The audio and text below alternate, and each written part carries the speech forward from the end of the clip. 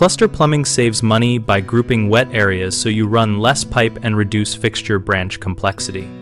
Cluster plumbing means arranging bathrooms, kitchens, and laundry so their drains and vents connect to shared stacks and short branch lines, which cuts material and labor costs.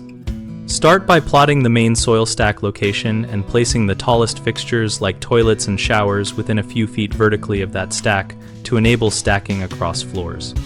Put the kitchen and laundry adjacent or back to back with a bathroom, so traps and horizontal runs are under the same joist bays, and you can use a single vent when code permits.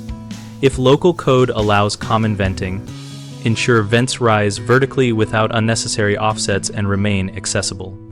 Avoid long horizontal runs by aligning fixtures along the same wall or under shared chase walls. Measure rough-in depths and slope drain lines at 1/4 inch per linear foot to prevent slow drainage. Select smaller diameter horizontal branch lines where allowed, but confirm fixture unit loads so traps do not siphon. When in doubt, oversize the vertical stack rather than the short branches. Plan plumbing chases early in framing and coordinate with electrical and HVAC to avoid rework and hidden access problems. Use removable access panels at junctions for future maintenance.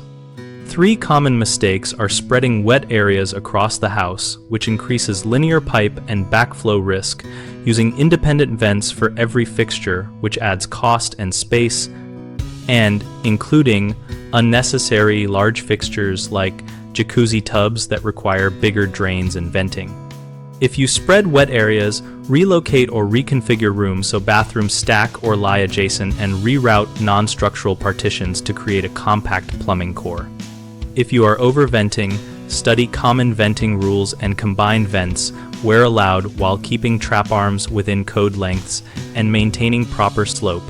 Consult plans with the inspector early.